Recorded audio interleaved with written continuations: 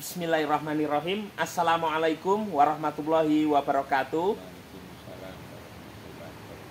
Pemirsa, masih bersama saya Profesor Dr. Kiai Haji Imam Suprayogo. Beliau luar biasa ketika memberikan wawasan, pengetahuan, pencerahan begitu kepada kita semua. Dan saya tidak perlu memperkenalkan lagi, saya langsung saja menyapa kembali beliau. Assalamualaikum, Prof. Waalaikumsalam warahmatullahi wabarakatuh. Terima kasih, Prof, sekali lagi atas waktunya. Semoga Prof sehat selalu.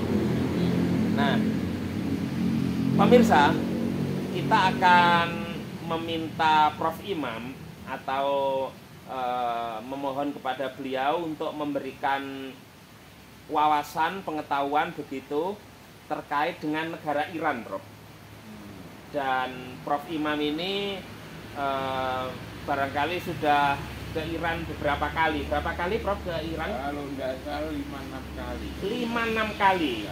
Nah, pemirsa, sebelum Prof Imam menjelaskan, saya sedikit memberi prolog, Prof. Ya, Iran ini adalah salah satu negara di kawasan Timur Tengah atau Middle East begitu, yang beribu kota di Teheran atau Tehran, yang secara bangsa dan bahasa berbeda dengan kebanyakan negara Timur Tengah yang lain, yaitu bangsa dan bahasa Arab. Tetapi Iran ini adalah bangsa dan bahasa Persia. Persi, Prof. Nah, dan Iran sendiri juga bukan anggota negara atau organisasi Liga Arab, Arab League, sebuah organisasi negara-negara Arab yang bermarkas atau berkantor di Kairo, ibu kota dari negara Mesir, Prof. Jadi bukan anggota Liga Arab, tetapi secara geografis berada di kawasan Timur Tengah. Sedangkan Irak sendiri tetangganya dan Kuwait tentunya adalah negara Arab, ya, bangsanya juga bahasa Arab dan anggota Liga Arab. Kalau Iran bukan, sekali lagi pemirsa, adalah Persia. Dan singkatnya, Iran ini sekarang secara bentuk negara, bentuk pemerintahan adalah Republik Islam, Prof, ya. Republik Islam yang menggantikan sebelumnya 1979 sebelumnya adalah negara kerajaan atau monarki. Begitu. Sebelumnya monarki yang dipimpin oleh Raja Iran waktu itu, Shah Iran, yaitu Reza Pahlavi, yang kemudian ada peristiwa revolusi Islam oleh rakyat Iran, sehingga dari monarki atau kerajaan yang dalam tanda petik itu agak kebarat-baratan, Prof, ya, westernisasinya juga sangat kuat ketika itu. Sekarang setelah 1979 menjadi Republik Islam sampai dengan sekarang, dan dipimpin oleh pemimpin spiritual dan juga adalah seorang presiden, ya, berturut-turut. Pemimpin spiritualnya ada Ayatullah Khomeini, sekarang Ayatullah Ali Khamenei. Presidennya udah berganti-ganti, Prof, ya. Yang pertama ada Abdul Hasan Bani Sadr, kemudian Muhammad Ali Rajai, Ali Khamenei, Ali Akbar Hashemi Rafsanjani, Muhammad Khatami, Mahmud Ahmadinejad, kemudian Hasan Rouhani, Ibrahim Raisi yang kemarin kecelakaan helikopter bersama Menteri Luar Negerinya Hussein Amir Abdollahian, dan yang terakhir sekarang adalah Masoud Pezeshkian. Nah, kita ingin, Prof, mendengar memberikan kepada kita wawasan begitu, bahwa Iran itu kemarin ketika mendapatkan serangan dari Israel begitu terkait fasilitas nuklirnya, itu kemudian melakukan serangan balik dan tanpa diduga ternyata begitu kuat secara militer begitu. Nah, tapi kita tidak akan masuk ke wilayah situ, Prof. Kita ingin mendengarkan Iran ini kok sebegitu, dalam tanda petik, kemarin orang terperangah, kok hebat begitu. Kalau bicara militer tentu itu, tapi kan terkait dengan negara Iran sendiri seperti apa sesungguhnya, baik dari sisi kemudian budaya, pendidikan, agama, dan seterusnya. Monggo Prof Imam untuk bisa mengeksplor kepada pemirsa terkait dengan negara Iran, di mana Prof sudah hampir 5-6 kali ke sana. Terima kasih. Assalamualaikum warahmatullahi wabarakatuh. Waalaikumsalam warahmatullahi wabarakatuh. Saya ke Iran memang lupa ya, 5-6 kali ya saya ke sana itu. Iya, tetapi kerap berarti. Iya, tetapi saya ke sana itu tidak kemauan saya. Saya diundang itu. Oh. Saya diundang oleh tokoh-tokoh Irak ketika itu. sejak awal ada orang kenal sama saya, Ayatullah Al-Hadi Ar-Rodi ya. Orang dekatnya si Khomeini ketika ulama Iran. Ulama Iran ya. Dia juga datang ke Malang beberapa kali. Awalnya itu sebetulnya waktu itu saya kan tema ketika saya mulai memimpin Stein ya akhir tahun 90-an itu kan. Yeah. Saya kan ya saya suka sebenarnya dengan persatuan itu. Saya mengundang ulama-ulama dari berbagai negara itu, lalu juga datanglah yang dari Iran itu. Lalu ke Malang. Ke UIN Malang itu. Lalu rupanya si ulama Iran itu tertarik dengan cara berpikir saya itu, bahwa sebetulnya kehidupan ini harus dimulai dari agama gitu ya. Kalau agamanya itu baik ya, maka sebetulnya yang lain-lain itu juga menjadi bagus. Lalu program saya itu misalnya ya yang mereka sangat senang, misalnya saya buat gerakan untuk memahami Al-Quran ya, kitab suci.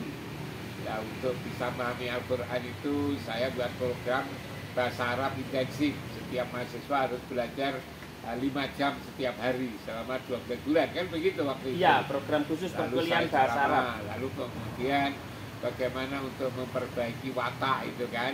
Saya ngomong, dekatkanlah karakter, dekatkanlah anak-anak itu dengan kitab suci, dekatkanlah anak-anak itu dengan tempat ibadah, ialah masjid, dekatkanlah anak-anak itu dengan para ulama, elit agama. Maka generasi itu kalau dekat dengan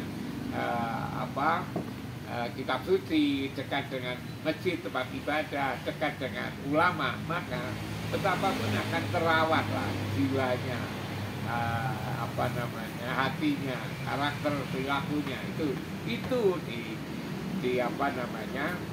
tangkap itu oleh ulama dari Iran itu, Ayatullah Al-Hadi Ar-Rodi itu.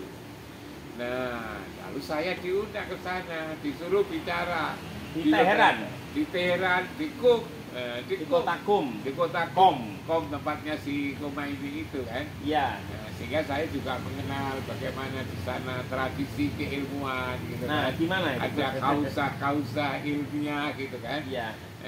Saya diundang misalnya bagaimana menjalin komunikasi umat Islam aja di dunia ini. Lalu saya disuruh ngomong di situ. Lalu kemudian juga dianggap menarik, lalu saya didatakan lagi di situ oleh lembaga, oleh kampus, lalu juga diundangkan lagi. Ya, sebetulnya kesana bukan untuk belajar, tapi saya di sana dimintai pandangan-pandangan saya sebetulnya mula-mula terkait dengan apa yang saya omongkan ketika saya ada di kampus. Nah, seperti itu sebetulnya saya kesana, tetapi kalau saya ke sana karena mereka ya tahu siapa saya adalah pemimpin kampus ya, pemimpin perguruan tinggi Islam, lalu punya pikiran-pikiran yang sifatnya universal kan itu kan, bagaimana membangun kehidupan keagamaan, lalu sains dan teknologi, lagi-lagi juga perubahan mula-mula kajiannya hanya wilayah agama, tapi juga menjadi wilayah-wilayah sains, teknologi, wilayah ekonomi, mereka tertarik. Lalu kemudian undang saya, mula-mula diajak bicara tentang bagaimana mencari cara-cara untuk menyatukan umat, kan begitu. Nah, dan ketika saya ke sana, saya tidak hanya di Teheran, tapi saya juga diajak keliling. Kemana aja, Bang? Saya mulai misalnya, saya diajak ke Qom, saya ke Teheran, lalu ke Mashhad. Mashhad. Di Mashhad itu ada masjid yang besar sekali. Itu jauh dari Teheran? Dari Teheran kira-kira 1 jam naik pesawat itu Mashhad itu. Itu ada makam Imam Ali Ridho, katanya itu keturunan Rasulullah yang ke-8 katanya. Orang dari seluruh dunia itu datang untuk berziarah ke masjid itu, dan masjid itu besar sekali. Lalu saya juga diajak ke Isfahan. Saya diajak ke Khurasan gitu kan. Bahkan lalu sebelum itu Ke Tabriz, Prof. Tabriz. Iya, pokoknya di kota-kota di sana Di Iran. di Iran. Saya kan di sana kan kadang-kadang ada 2 minggu macam-macam lama. Saya juga pergi ke Najaf, ke Karbala, tapi ketika saya ke Karbala, ke Najaf itu saya Itu Irak, Prof. Tidak Irak. Saya diundang ketika itu oleh Saddam Hussein. Saya Muhammadiyah kan diundang waktu itu. Iya, ya. Lalu berputuslah bertiga, Pak Amin Rais, Pak Safi Ma'arif, dan saya. Nah, ketika saya diundang ke Baghdad itu, lalu juga diajak ke Najaf, diajak ke Karbala waktu itu. Nah, tapi itu kan Irak. Betul. Saya ke Iran. Kalau Iran saya sebetulnya lebih banyak diundang oleh apa itu namanya pemerintah ya ketika itu. Pemerintah Iran. Pemerintah Iran. Bahkan lalu akhir-akhir saya juga diajak diundang oleh misalnya ada Menteri Pendidikan ya. Iya. Oleh Menteri Pendidikan, lalu kemudian juga tokoh-tokoh agama di sana sampai ke Khurasan apa itu kan di situ. Artinya kunjungan Prof itu waktu itu Prof sebagai rektor, Prof ya. Saya sebagai rektor, tapi setelah saya jadi rektor itu begitu selesai jadi rektor sudah tidak rektor lagi, masih diundang. Oh masih? Masih diundang oleh di Universitas Ikum itu kan. Untuk bicara di sana. Saya disuruh bicara di sana. Iya. Tentang apa namanya, mereka mesti tertarik gitu dengan apa yang saya ungkap karena memang mungkin Indonesia itu kan dikenal majemuk gitu kan. Betul. Ya, beragam. Lalu kemudian kok bisa bersatu ya. Hanya lalu mereka juga tahu gitu kan bahwa di Indonesia itu kepada Syiah ya kurang begitu apa namanya, kurang begitu damai gitu dengan kasus di Tapak. Oh iya. Juga tahu yang begitu. Yang Syiah itu. Yang Syiah itu. Saya juga menjelaskan bahwa itu sebetulnya bukan murni persoalan agama dibawa-bawa aja. Sebetulnya diawali oleh persoalan keluarga.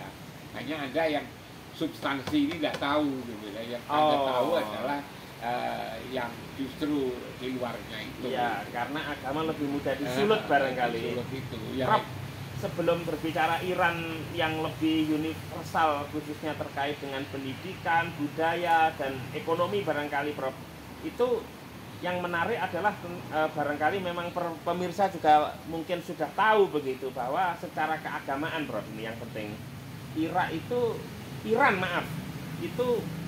mayoritas bermazhab Syiah. Tadi Prof menyampaikan selain ke Iran juga ke negara tetangganya yaitu Irak. Tadi Prof menyebut kota Najaf dan Karbala.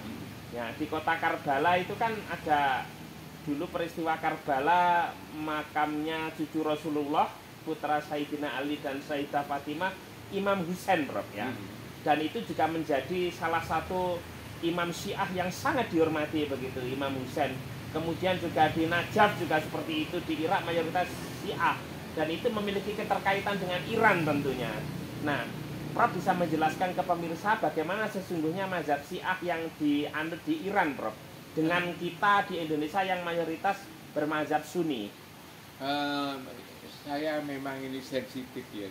Oh, sensitif ini? Itu sensitif. Ya secara umum aja, Prof. Kalau saya ngomong itu Iran itu seolah-olah saya mengkampanyekan Iran gitu kan. Oh iya, sensitif gitu. Ini. Padahal sebenarnya saya tidak begitu. Oh nggih. Sebenarnya isu-isu tentang Syiah itu kadang-kadang saya dengarkan sendiri berlebih-lebihan. Oh. Misalnya bahwa di sana itu mut'ah, apa sudah ditawari untuk mut'ah di sana kan begitu kan. Lalu kemudian Al-Qur'annya berbeda. Gitu kan. Dan lain-lain itu. Nah sebenarnya lalu kemudian mereka juga memusuhi yang Sunni gitu kan. Iya. Sebetulnya tidak semua benar ya. Artinya saya berkali-kali ke sana itu ya mut'ah itu kok malah tidak dibicarakan sebetulnya. Dan ketika sana kalau orang mengatakan mesti ditawari, difoto lalu kemudian dipaksa untuk mengaku, ya tidak juga. Saya ke sana juga mereka juga menyambut juga Ya bagus lah, seperti Keberagamaannya apa sama dengan di negara kita? memang berbeda. Di sana kalau sholat itu misalnya kan hanya 3 waktu. Iya. Ada duhur sama asar di jamaah, maghrib sama isya di jamaah, lalu subuh. Dia Iya. sholatnya hanya duhur, nanti langsung asar, maghrib langsung isya kan itu. Iya. Lalu kemudian subuh. Nah, ini seperti itu. Kalau kita kan 5 kali. Iya. Duhur sendiri, asar sendiri, maghrib sendiri, isya ya, lalu subuh kan begitu. Oh, itu dijamak dikumpulkan deh? Dikumpulkan. Jadi ada 3 waktu gitu. Ada 3 waktu. Oh, begitu. Hanya memang kalau kita lihat di sana ketaatan terhadap beragama itu memang lebih tinggi ya. Begitu waktu sholat mereka ya seperti di Mekah itu atau di Medina, Oh. mereka langsung sholat gitu kan. Iya. Nah, itu dan apa namanya, mereka juga sebetulnya kalau setiap kali sholat saya juga disuruh untuk mengimami ya. Oh, pernah? Iya, tapi saya otomatis karena saya ini tamu kan juga tidak begitu ya. Tidak enak. Tidak enak, ya sudahlah, mereka yang imami kan itu kan. Bahkan ketika apa namanya, saya Jumatan di masjid di Mashhad. Itu masjidnya besar sekali ya, luas sekali. Mungkin juga ribuan ya. Iya. Seperti di Madinah itu kan. Oke. Hanya memang di sana ada kristal juga lebih terlihat indah banget gitu. Oh, kristal di dinding atau di Di atap? tengah-tengah itu ada lampu-lampu Oh, gitu. seperti ada di Hiasan, Prof ya, ornamen-ornamen ya. Saya tahu bahwa saya itu dari Indonesia, itu juga diumumkan sebelum sholat masjid itu diumumkan. Di pengeras suara. Pengeras suara yang dibubarkan seluruh dunia itu ada wali kota di situ, ada pejabat-pejabat itu bahwa apa namanya pada Jumatan ini juga diikuti. Itu waktu itu masih rektor, Prof? Sudah tidak jadi rektor. Oh iya iya iya. Terus apa namanya diikuti oleh ulama dari Indonesia gitu, lalu Oh, mereka gitu. menyambut dengan kegembiraannya itu. Iya. Kan. Padahal mereka kan juga tahu bahwa kita ini sebetulnya Sunni kan, itu bukan Syiah. Oh, mereka tahu. Mereka tahu, tapi mereka juga menyebut dengan sholawat Allahumma sholli ala Artinya, Muhammad ali Muhammad itu kan. Tamu kehormatan Tamu ini. kehormatan, tidak diletakkan di depan gitu kan. Iya. Lalu kemudian disambut oleh wali kota dengan juga pemimpin-pemimpin ulama-ulama di situ. Artinya walaupun kita Syiah gitu, kita Sunni gitu, Oke. kita tidak diperlakukan Oh. gitu. Tapi kalau saya ngomong begini, lalu saya dibilang mendakwahkan, padahal sebetulnya tidak. Gitu, Oh kan. iya iya, Prof. Tapi Jadi, intinya gini, Prof ya. Ini tentu saya paham ini hal yang sensitif tentu kalau dibicarakan panjang lebar. Tapi intinya secara keislaman mereka juga apa namanya secara umum sama lah, Prof ya, dengan Iya. negara-negara Islam pada umumnya atau iya, sebetulnya mereka juga menghargai, menghormati kita gitu kan. Hanya memang apa namanya mereka misalnya ya, saya masih ingat itu Ustaz, di mana kalau kita lalu adakan untuk merukunkan, mendamaikan antara Syiah dan Sunni ini. Sunni. Misalnya Syiah mengirim pendakwahnya ke Indonesia, lalu Indonesia mengirim pendakwahnya ke Iran. Ulama-ulama Gimana? Sunni ke Iran. Saya bilang jangan, malah itu malah menambah masalah baru. Tapi Oh gitu. Jadi ya sudahlah, kita pahami yang namanya Syiah, yang kita pahami yang namanya Sunni. Kita hargai, kita hormati. Kalau datang jangan ngomong agama, tapi bilang begitu. Kalau kita umat Islam, kalau tokoh-tokoh Islami dari Indonesia ke Iran, jangan ngomong agama. Oh. Kalau jangan ngomong agama nanti bermasalah. Orang Iran kalau ke Indonesia mungkin belajar tentang bagaimana merawat, memelihara udang, gitu kan? Merawat tambak. Intinya jangan bicara agama lah. Bicara ekonomi, bicara apa, ya pendidikan, yang Betul. kira-kira ini kita bilang begitu. Jangan, kalau agama nanti malah jadi masalah. Apalagi kalau berbeda nanti kaget, Prof ya. Berbeda nanti menjadi kaget. Sampai bilang itu. Saya misalnya diajak ke Khorasan. Di sana itu kan antara si Sunni dan Syiah kan seimbang gitu. Oh, Tapi gitu. juga mungkin mereka juga punya tradisi. Tapi rukun, Prof. Rukun. Jadi kalau punya katanya gitu ya, juga ketika saya datang itu juga dilakukan seperti itu. Iya.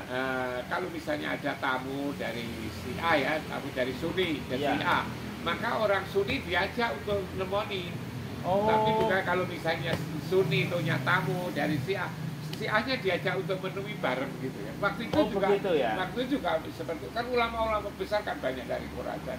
Iya.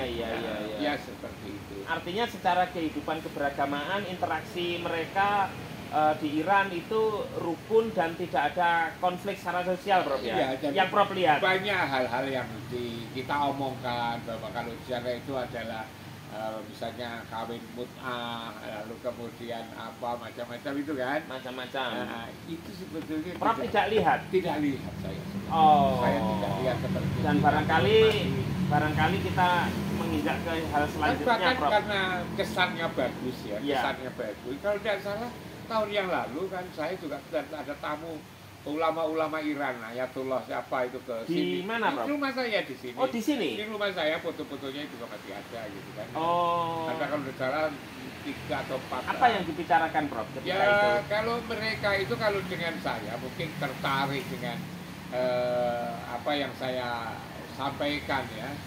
Mereka masih terkesan itu bagaimana itu diwujudkan. Saya kan misalnya akan ngomong bagaimana agar kita ini bisa kerjasama kan lewat proses yang panjang. Oke. Ya, dimulai dari ta'aruf dulu. Iya. Dari ta'aruf saling ketemu maka lalu menjadi tafahum, Paham. saling paham. Kalau telah menjadi paham maka saling menghormati, tadomun. Tadomun atau Nah, dari tadomun itu lalu kan timbul kasih sayang kan? iya. Nah, saling paham, saling kenal kan bisa jadi impatik kan ya. Itu lalu menjadi ta'awun ya. Tolong menolong. Ya hal kayak gitu itu ya sederhana itu apa namanya mereka senang sebetulnya. Iya. Punya pikiran-pikiran untuk menyatukan. Sana kan juga begitu, salah paham kepada kita. Oh. Mereka mengatakan kita ini terlalu membenci si A, berlebih-lebihan. Padahal sebetulnya juga kan tidak kita itu. Sebenarnya tidak. Sebenarnya tidak. Jadi kita itu kalau ke sana seolah-olah si A itu begitu serius ya. Iya. Orang si A kepada kita juga begitu serius. Sama. Itulah lalu kemudian mereka itu senang kalau saya diundang sana, saya disuruh ngomong. Lalu mereka juga tanpa saya undang, Iya. Lalu datang ke rumah saya. Artinya Prof diundang itu dalam proses dialektika bagaimana Sunni Syiah itu menjadi harmoni, Prof ya. Menjadi harmoni intinya itu, tapi lalu dikemas dalam berbagai kegiatan, kunjungan ke kampus-kampus. Lalu kemudian seperti misalnya Quran. Ya. Untuk membedakan Quran itu katanya dirubah beda gitu kan. Saya lalu diajak kepada lembaga pendidikan penghafal Al-Quran. Iya. Nah, kalau penghafal Quran kan otomatis kan mulai dari surat Al-Baqarah kan, surat Al-Fatihah sampai surat An-Nas kan. Sampai An-Nas. Nah, kalau itu menghafal otomatis kan dia Quran itu kan itu. Sama lah. Sama. Iya. Saya misalnya disuruh untuk tes saja kan. Ternyata ya memang sama itu. Bahkan saya juga kitab sucinya sama. Iya, sama. Tapi kan dibilang berbeda kan. Iya. Nah, saya diajak untuk ke tempat-tempat itu ya. Iya. Anak-anak kan banyak misalnya di. Artinya realitas yang dibicarakan di sini ternyata isu. Tapi saya kebenarannya juga, tidak. Saya juga diberi Al-Quran gitu kan yang saya bawa pulang gitu untuk disamakan. Saya tidak tahu lah apakah misalnya orang mengatakan itu takiyah ya. Antara di depan dan di luar belakang beda, saya tidak ngerti. Baik, Prof. Tetapi sebetulnya semangat untuk bagaimana kita bersatu itu sebenarnya ada. Baik, Prof. Jadi kalau bicara soal ini tentu tidak ada habisnya nanti, Prof. Bahkan beberapa konflik yang kita tahu di sana juga tidak lepas juga kadang dari kepentingan politik, katakanlah di negara tetangga Irak juga begitu, konflik sektarian Sunni Syiah. Kita tentu tidak akan bicara itu panjang lebar. Kita akan menginjak selanjutnya, Prof, terkait dengan pendidikan dan budaya di sana itu. Bagaimana sesungguhnya Iran kok sekarang kita melihat begitu kuat kemarin ketika melakukan bagaimana serangan terhadap Israel yang juga secara militer kuat. Ini sesungguhnya apa di sana yang Prof lihat itu karakter Iran dari sisi pendidikan, budaya dan seterusnya itu, Prof, yang bisa dibagi ini? Kalau saya misalnya lihat kalau agama ya. Iya. Agama itu serius gitu ya. Oh iya. Orang bicara agama itu bicara sesuatu yang tinggi, yang mulia, maka tidak boleh lalu hanya dipakai untuk tertawa-tertawaan gitu kan. Untuk ditambah dengan cucuk. Agama juga agama. Oh, gitu jadi kan. sakral betul ya. Sakral, ada kesakralan, kita lihat itu ada kausah ilmiah yang ada di kum. Orang lalu di ruangan kecil gitu kan, pulang terus ada kalako kelompok diskusi lalu mendalam gitu kajian, loh. Ya. Termasuk juga kuma ini apa itu dulu di situ di kum itu. Nah, kalau saya lihat ya dari prosesnya itu pembelajaran itu tidak lalu hanya sekedar diukur dari kamu datang tidak datang. Ada penghormatan terhadap ilmu, ada penghormatan terhadap ulama, ada penghormatan terhadap karya-karya para ulama kitab-kitab itu, yang itu lalu kemudian mereka rawat gitu kan. Jadi literasinya juga kuat, Prof, ya. Literasinya kuat banget itu mereka itu. Mereka juga di dalam proses pembelajaran yang saya lihat di halakau, di kausa itu memang itu serius. Dan bagaimana mereka menghormati guru. Kalau agama di sana kan tidak boleh digunakan untuk mencari uang kan, kebutuhannya kan terpenuhi di sana itu. Yang namanya guru, tidak ada pensiun kalau guru di sana itu, guru agama itu. Pensiunnya ya sudah meninggal, cara berpikir mereka. Kalau itu kekuatan fisik ya, dengan tambahnya umur otomatis melemah. Tapi kalau dari sisi intelektual, keilmuan, makin tua itu makin matang. Oh gitu. Sehingga iman kalau orang makin matang justru disuruh berhenti. Terus regenerasinya gimana itu, Prof? Ya artinya itu ya orang tua itu dihormati. Dia masih ada orang tua tidak bisa boleh menyelip gitu kan. Bahkan karena saya pernah ya. Saya itu yang saya tidak pernah lupa. Saya diajak ke seorang ulama besar di sana itu yang usianya sudah 90 tahun lebih. Ketika saya datang ke sana ke ulama itu, dengar bahwa ini ada tamu dari Indonesia, gitu dia teriak gitu dengan membaca sholawat Allahumma sholli ala Muhammad wa ali Muhammad gitu dia. Lalu keras tapi suaranya. Saya tanya apa? Dia merasa bahagia sekali, senang sekali kedatangan tamu dari Indonesia. Lalu setelah itu kan dia apa, Bro? Baik bahasa Parsi. Saya tanya apa alasannya? Dia bilang kamu adalah orang yang paling bahagia. Mengapa? Kamu punya pemimpin yang konsisten dengan agamanya. Coba. Lah siapa itu? Itu Soekarno. Dulu kan dia dalam pertemuan tingkat internasional gitu kan. Kan biasa orang minum apa itu namanya anggur whisky ya yang dianggap haram ya. Minuman keras, Homer. Soekarno bilang, aku Muslim, dia bilang. Aku tidak minum itu, aku cukup air putih. Gitu. Itulah dia terkesan sekali bahwa pemimpin Indonesia itu sangat konsisten dengan agamanya. Hanya soal itu yang dilihat. Dari yang lihat itu. Dan itu hanya Soekarno yang begitu. Yang lain masih solidaritas ya. Ini hanya Soekarno yang itu. Makanya dia teringat usianya kan sudah 90 tahun lebih ya. Betul. Dia kagum dengan Indonesia itu. Jadi Indonesia di mata mereka juga ada baik ya kan. Gitu. Walaupun kadang kita merasa kita inferior gitu. Itu ada. Ternyata orang luar melihat Indonesia juga bagus. Indonesia ini. Dari sisi agama kan, coba kalau misalnya ketika kita haji kan juga begitu kan. Nah, itu agama. Begitu juga ilmu di sana di universitas itu. Tidak bisa kalau orang misalnya tidak berkeahlian, ya kan, tidak berkeahlian. Lalu kemudian dipaksa-paksa, misalnya tidak kaya teknologi, ya kalau kamu tidak bisa ini ya sebenarnya saja. Di sini harus dituntut kualitas kan sana. Kualitas itu ini. Dan yang menarik sekali di sana itu sebetulnya keindonesiaannya, keiranannya itu. Keiranannya itu yang menarik itu. Jadi, atau kepersiannya. Kepersiannya itu. Jadi seperti misalnya yang saya coba siapa saja yang datang ke rumahnya ya itu loh Khomeini. Sederhana sekali. Kecil. Besar, tetapi tidak ada apa-apanya, hanya karpet. Di kota mana itu, Bro? Ya itu apa namanya, jadi harus itu di Teheran apa di Qum? di Qum, Oh, Qum. di Qum itu apa namanya. Prof pernah? Saya pernah 2 kali. Katanya Pak Habibie ke sana. Ketika lihat rumahnya Oh, Pak itu, B.J. Habibie. beliau meneteskan air mata. Kok ada pemimpin seperti ini? Pemimpin spiritual untuk negara ini. Pemimpin negara ya, pemimpin spiritual dan juga pemimpin negara. Biasanya kalau dia pergi ke istana, kan biasanya mobil kan bisa apa namanya Masuk. Itu nggak bisa. Lewat jalan kecil itu loh, gang. Oh, gang. Iya, lewat gang itu kan. Lewat gang itu harus jalan kaki gitu. Parkirnya dari jauh. Itu rumah pribadi. Ya rumah pribadi dan rumah dinasnya ya di situ itu. Gitu. Oh.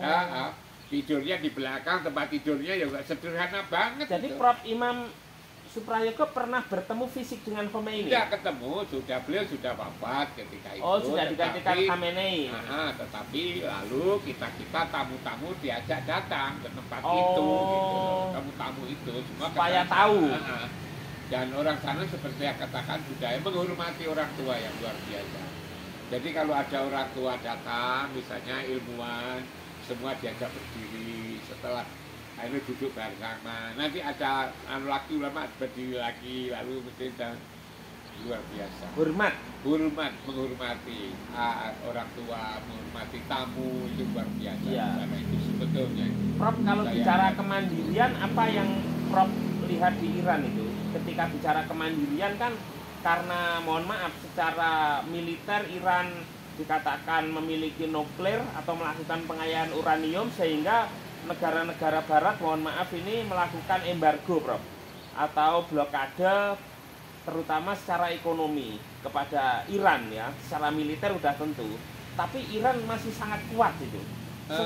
Dan banyak orang mengira bahwa Iran ini sesungguhnya negara yang katakanlah karena diblokade itu kemudian justru menjadi kuat begitu dan sangat mandiri dalam berbagai hal. Apa memang demikian, Prof? Saya lihat itu ya, apa namanya, rasa kebangsaannya itu tinggi sekali. Nasionalismenya itu tinggi sekali kalau menurut saya. Jadi bagaimana agar Iran itu kokoh, bagaimana Iran itu kuat, gitu kan? Iya. Maka lalu harus disanjau bersama, gitu kan? Lalu kemudian juga disiplin di dalam beragama. Jadi antara hidup, antara agama, bernegara itu lalu menjadi satu kesatuan. Jadi seperti misalnya ya, saya katakan misalnya ketika sholat, waktu sholat mereka disiplin sholat. Misalnya bayar kumus. Kumus itu apa namanya? 1/20 ya. Seperlima dari penghasilan itu kan untuk kepentingan masyarakat itu. Itu dibayar kalau sana. Kalau di Indonesia ini kan enggak ya, kita bukan lalu merendahkan Indonesia, kita kan bicara zakat gitu kan. Tapi yang zakat kan tidak seperti ini kan, itu kan, seperti sana.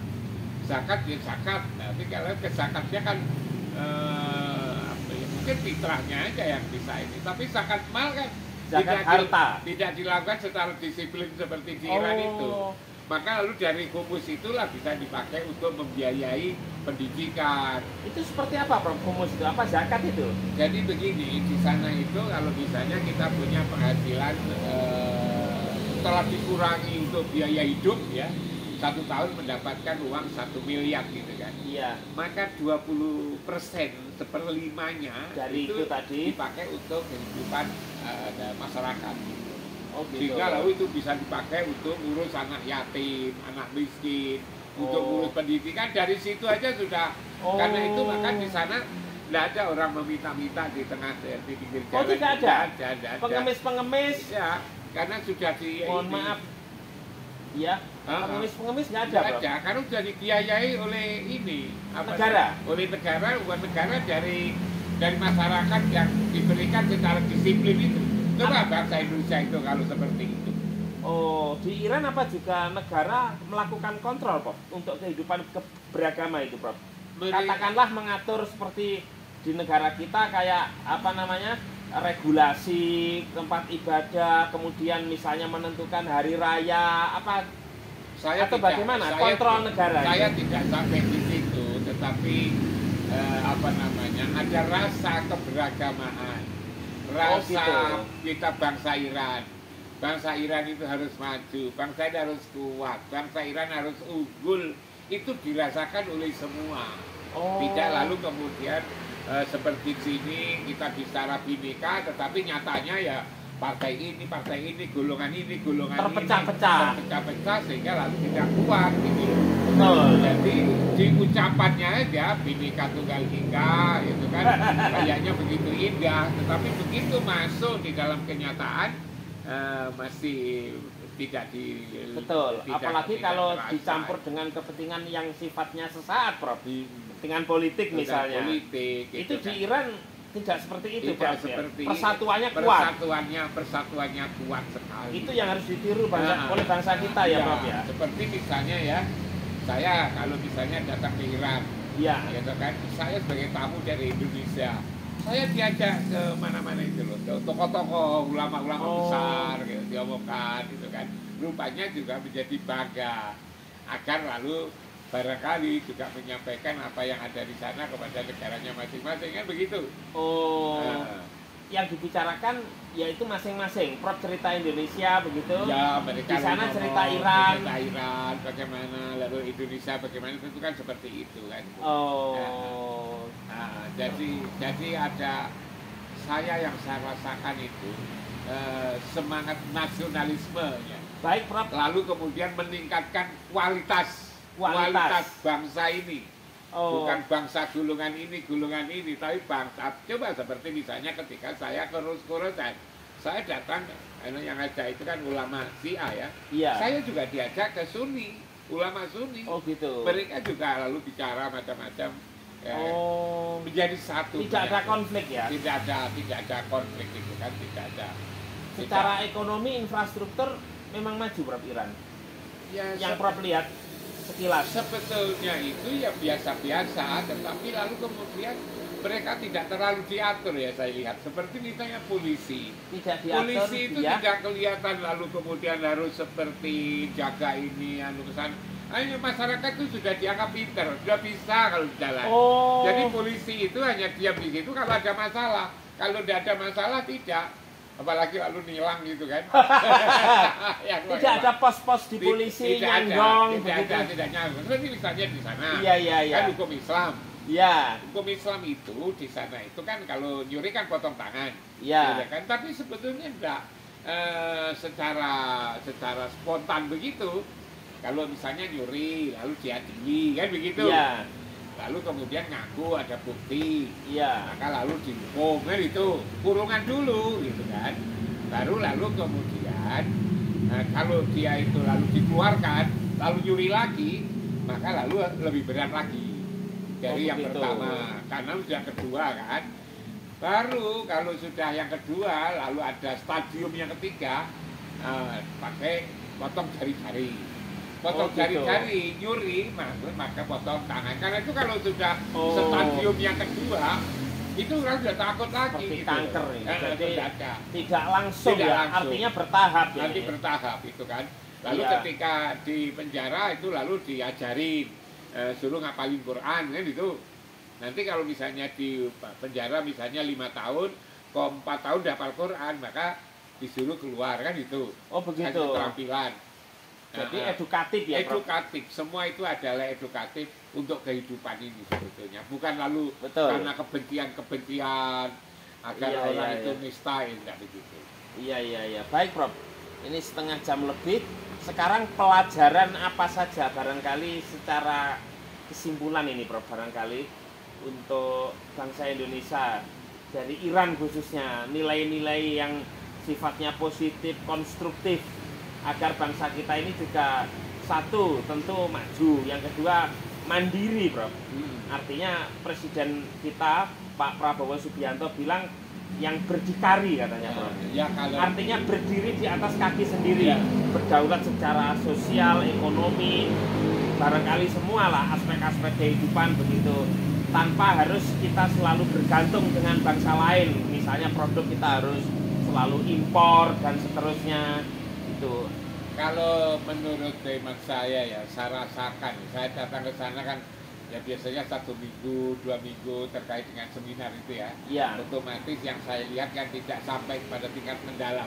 Oh iya Walaupun iya saya iya iya. beberapa kali, tetapi kalau saya rasakan ya, Iya, Bro.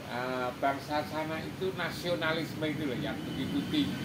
Hmm. Tidak ada yang apa itu namanya main dua kaki, satu sisi dia ini tapi sisi lain untuk keuntungan dia, untuk kepentingan negara lain. Gitu. Misalnya ya, kalau kasus misalnya yang pernah saya lihat, orang sudah mengembangkan pertanian ya, jagung atau padi, begitu panen ternyata ada pejabat lain lalu impor itu kan. Iya, iya. Akhirnya harga petani hancur kan, itu jatuh yang begitu tidak saling, konsisten saling, ya. iya, saling jagal menjagal di antara untuk melemahkan bangsa ini terawat dengan baik. Oh gitu.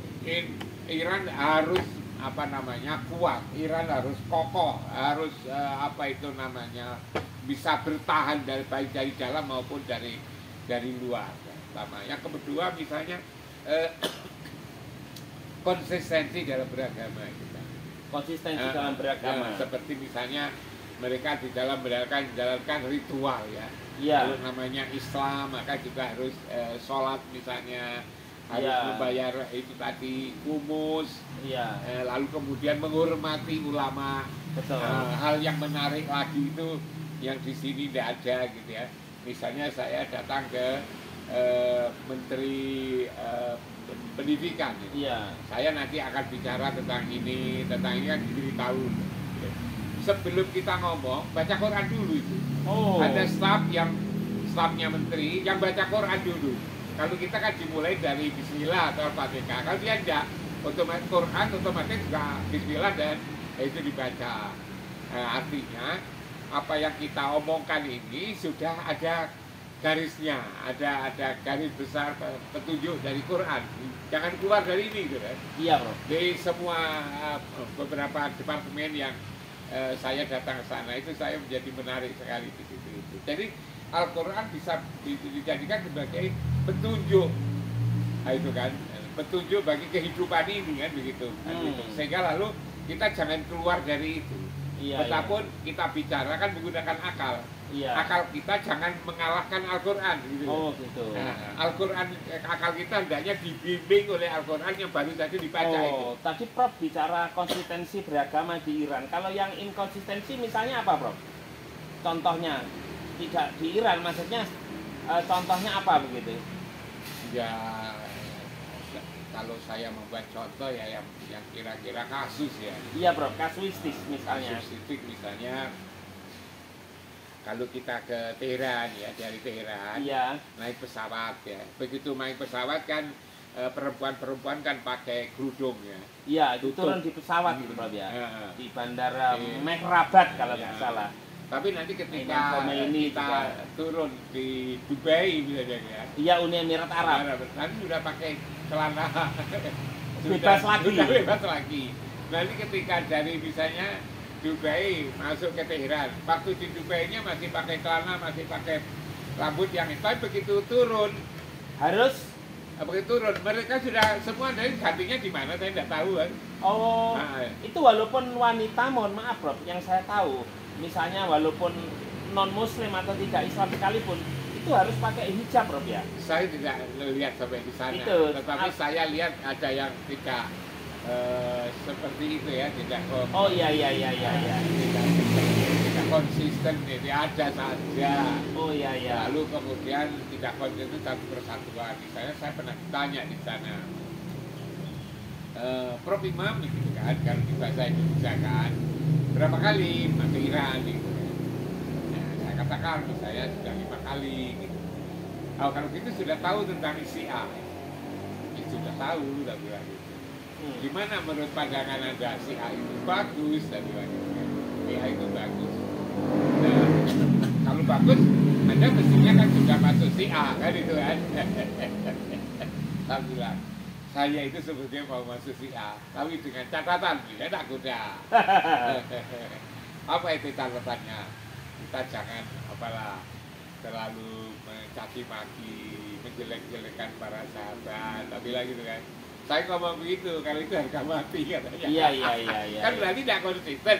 Iya. Satu sisi gajah bersatu, terus sisi lain Betul. kayak ajak seperti itu, dia macam apa? Kalau itu memang sejarah. Iya. Ya tak bilang, ya memang sejarah. Tapi apakah sejarah tentang pertikaian, perbedaan, saling bunuh membunuh yang itu mesti kita wariskan sampai sekarang. Oh, Kenapa iya. sejarah tidak tetap kita jadikan sejarah saja, tapi kita membuat sejarah baru Betul. yang lebih manusiawi gitu ya.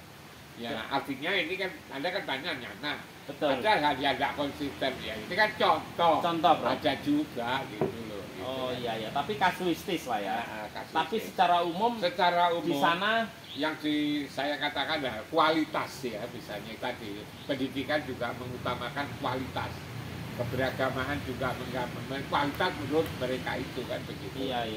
Nah itu, dan mereka sebetulnya juga terbuka, artinya juga mempersilahkan siapa saja termasuk orang Indonesia untuk belajar di sana gitu ya.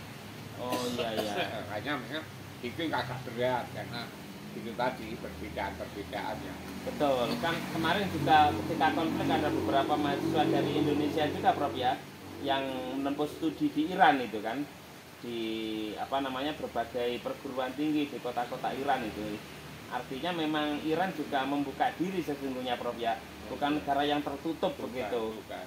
terhadap negara lain, budaya dan seterusnya. Kemudian juga relasi secara internasional juga kemudian tidak seperti yang kemudian diberitakan sesungguhnya Iran itu. Baik Prof Imam, rupanya sudah sangat panjang sekali yang panjenengan sampaikan, mudah-mudahan bermanfaat. Sekali lagi pemirsa, saya tidak memberi kesimpulan di sini, tapi minimal membuka cakrawala kita, pengetahuan kita tentang negara yang bernama Iran atau Persia. Semoga bermanfaat. Sekian, wassalamualaikum warahmatullahi wabarakatuh. Waalaikumsalam.